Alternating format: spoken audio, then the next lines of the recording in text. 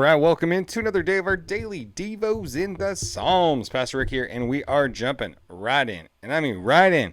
Well, first, we got to talk about my hat. Of course, Psalm 99 is our chapter today that we are digging into. My hat today, another Unleashed hat from another youth conference. And, just gotta sport the youth conference apparel. So I'm trying to feel younger, trying to keep it going, baby. So let's just jump right in. Give me a rating on the hat. Drop me a comment. Just say maybe where you're watching from or what's okay. So man, we're kind of at an interesting point here. This is Psalm 99. This is our last psalm in the double digits. So we're crossing over into some new territory tomorrow. So it's kind of a big deal. We don't want to take this moment lightly. And so maybe think about the other 98 Psalms that we've done. And maybe you're going to need to go do some review. You're going to need to go watch a few more videos. I mean, it's only like 107 videos. You could watch it in no time at all. Just go on back, check those out. Or, if you don't have time for that, you could just like this video, comment on it, and maybe share it with a friend. Sharing is caring, we like to say. I like to say.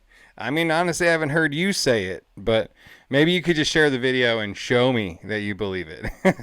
Okay, anyways, enough banter, enough silly talk. We're going to jump right into Psalm 99. The Lord reigns. Let the people tremble. Let the nations tremble. That means like shaking in your booties, a little bit scared, because God's kind of a big deal. He's enthroned between the cherubim, that mysterious place behind the veil, inside the Holy of Holies. Like, we don't get to go there, but the Lord is enthroned there. And the peoples tremble when God is around. And let the earth quake. The Lord is great in Zion. He is exalted above all the peoples, greater than all the nations. He is the one. He is the awesome one. Let them praise your great and awe-inspiring name because he is holy. And I was just thinking about this verse right here, specifically calling out the Lord as having an awe-inspiring name. And I just wonder, when is the last time that you just sat and pondered, considered who the Lord is, and had it just wreck your heart in the best of ways?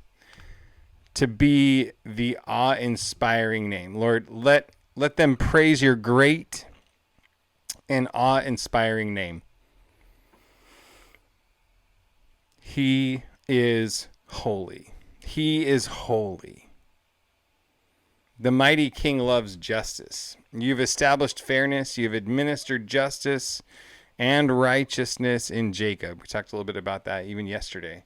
Administered justice and righteousness in Jacob. Exalt the Lord our God. Bow in worship at his footstool, for he is holy. Exalt the Lord our God. There's another good song.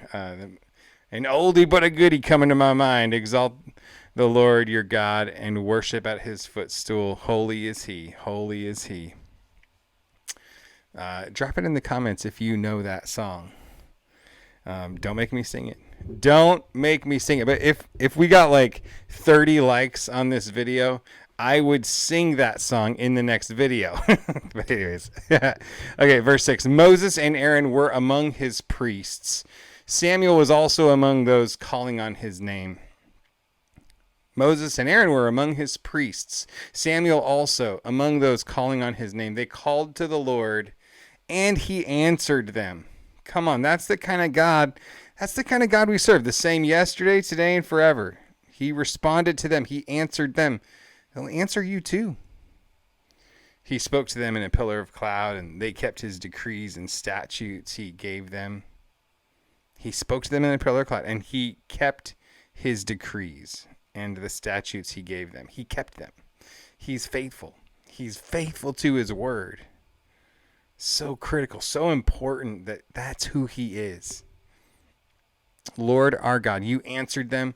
You were a forgiving God to them, but an avenger of their sinful actions. A forgiving God, yet an avenger of sinful actions. What does that mean? Well, in Numbers chapter 20, verse 12 here, it says, well, let me pull this over a little bit. Can I do that? There we go. So it's all on the screen. But the Lord said to Moses and Aaron, because you did not trust me, to demonstrate my holiness in the sight of the Israelites, you will not bring this assembly into the land I have given them.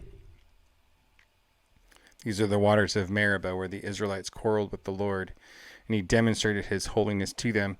They had a lack of water 2 different times, and the first time Moses was supposed to strike the rock. The second time Moses was supposed to speak to the rock.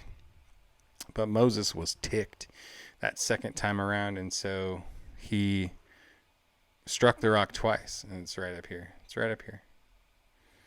Moses raised his hand and struck the rock twice with his staff so that abundant water gushed out, and the community and their livestock drank. God was gracious and merciful in that he still allowed water to come out, even though Moses totally did it the wrong way. But he responded out of anger and frustration rather than just obeying the Lord and doing what he said.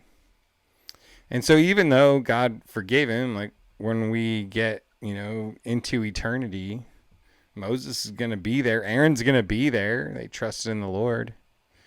But they definitely bore consequences for the sins that they committed here on earth. And I think it's really, really, really, really healthy for us to remember those consequences that come with our sin and our lack of holiness. It should help be a antidote against, the temptation to just live life real sloppy because God's so gracious. So going back to the Psalm, you were a forgiving God to them, but an avenger of their sinful actions. So God does not go easy on sinful actions.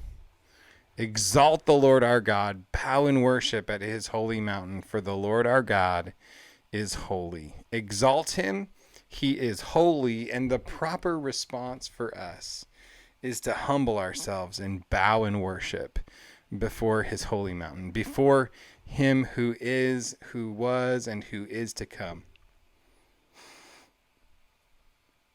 I hope you're encouraged today just by what an amazing God we serve, and also freshly warned, freshly aware of the cost of sin in our lives so that we would choose to love and serve God in holiness. Be holy as I am holy, he says. God bless you. Have an amazing day. I will see you tomorrow.